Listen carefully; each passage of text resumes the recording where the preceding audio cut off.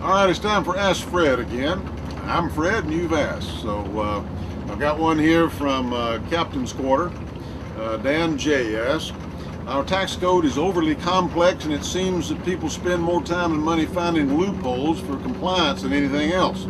Several options have been floated for reform. Two that interest me are the flat tax and the fair tax.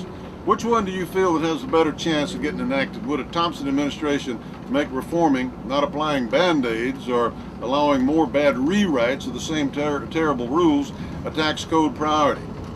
Well, Dan, the answer to that's yes. I would. I think that you have to start out with the understanding that the tax code as it currently exists is a mess. The compliance costs are like $200 billion.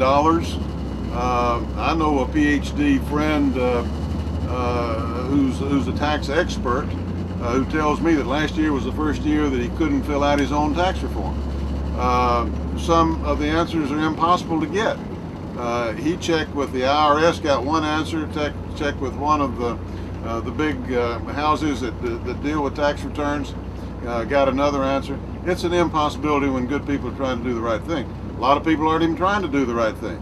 There are easy ways around it. The IRS estimates that there's like $300 billion that goes uncollected, just lying out there from people that are not paying their taxes that cause other people to have more. So compliance is a mess. It's entirely too complex. It's hurting our competitiveness abroad. The way we treat our companies is different than other countries treat their companies. They give them a tax benefit on their exports. We don't give our companies. We need to do away with the tax code as it currently exists and do better. These flatter plans, fairer plans, are steps in the right direction. There's several good plans out there that move us in the right direction. And I think that we need to take them, put them on the table and see what we can do with the underlying goal of doing away with the current tax code that's an abominable mess, and doing something that makes it fairer for people, makes it easier for people to comply, and helps us in the competitive marketplace.